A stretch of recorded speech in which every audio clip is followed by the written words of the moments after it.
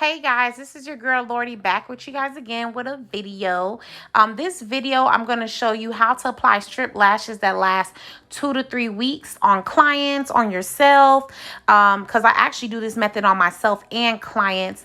You know, with all this coronavirus stuff going around right now, the beauty industry is kind of on hold when it comes to taking clients. So this is a free video, guys, so you can learn a new skill. So when you get back out there, you can be like, hey girl, I can give you them lashes and they gonna last a little minute, because people always like, oh, my strips don't last. These strips will last. I do this method on myself and my clients, like I stated, and just keep watching so you can learn this new technique. Okay, so let's get started with the tools. You're definitely gonna need gloves, um, and you're gonna need long tweezers. This is eyelash glue. I got it from my local nail supply store. There's a number on here, which I'll put the number at the bottom of the description. But I love this glue. This glue, it looks similar to hair glue, but it dries really, really fast. But it says eyelash glue, so whatever. It just looks like hair glue to me. Um, but it's eyelash glue, but it dries really, really fast. I don't know if it's just a local dealer in Orlando because it has a 321 number, but I'll leave the number below because there's no website or anything, not even a company's name now that I'm looking at it. It just says Shake Well. Oh, what sells LD? I don't know what LD means, but okay. And then of course, regular tweezers. These tweezers I got from Sally's. They look like a little girl or whatever. It's cute. And then scissors. And then these are the lashes. This is the lashes from my Adore line. This is the style Arrogant. They're long but not too long. They look good on everyone. Love these freaking lashes. And that's the actual lashes that we use in the video. And then this is a lash curler, just in case we need it. I didn't use it in the video, but some people lashes naturally go down, so the eyelash curls, just in case someone does have that if you're working with a client. But for the most part, my model didn't need them, but I just wanted to put it in the video. Another thing that's not in here, and that's because I'm too lazy to go to my car, is a fan. I have a little held hand fan. If I can find a picture, I'll add a picture of a fan that I have my clients hold, and it has 3 settings. And with the 3 settings, you can pick how fast you want, of course, the fan to go. And I keep it on a low setting just so my client doesn't tear up. Another good thing to have that's not in this video that I don't tend to use is Q-tips. If they do tear up, then you can just grab the tear with the Q-tip. But I tend to have no problems with that because I've been doing this for a long time. So I don't really need a Q-tip. But if you're just beginning, you may want Q-tips.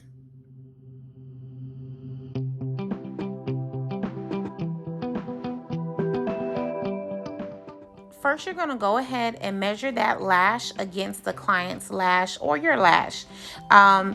Once you measure it, you're going to have the client look up, or you're going to look up, because you don't want that lash band to be too close to the tear duct.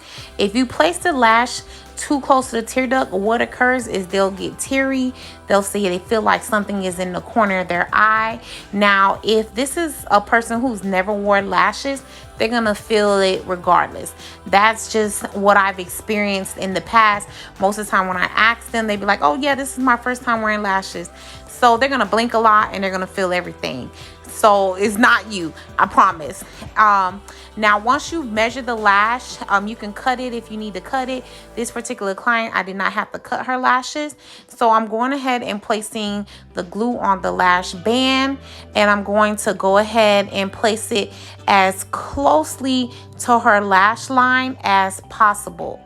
When I say that, I mean you want it to be literally sitting on her natural lash. And what I do is I press each end and hold it for 10 seconds just to make sure that that glue is dry and has attached. And I'm just using regular tweezers to apply it.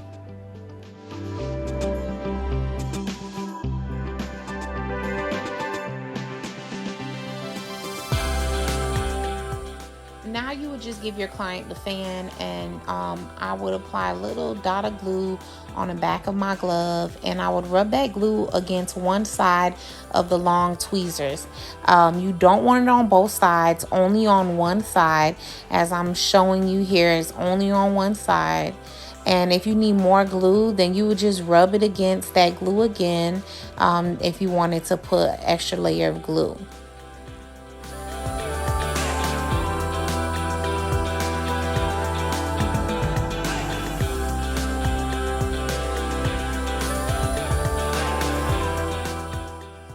Now you're going to go ahead and lift the client's eye. Don't apply too much pressure, and you're literally going to press that glue against their real lash, and you want the real lash to smash against the lash band. So you're literally just making like a little glue sandwich in a sense. I don't apply a lot of glue. I don't have any clients who tell me that they lose lashes. Like I said, I do this method on myself, and I don't lose any lashes. I have really full lashes. They're just super short, and I hate it. But I do it to both lashes, and like I said, you're just literally pressing that glue against it. Once I apply the first layer, I let them hold the fan a little bit just to let it dry out, and then I'll press it again. And by pressing the lashes, it also helps to make sure that you don't have like globs of glue somewhere, like little bubbles of glue. Which can occur if you put too much glue. That's why I put a little bit of glue, and it works perfectly fine. And it also makes the lashes way more comfortable for the client.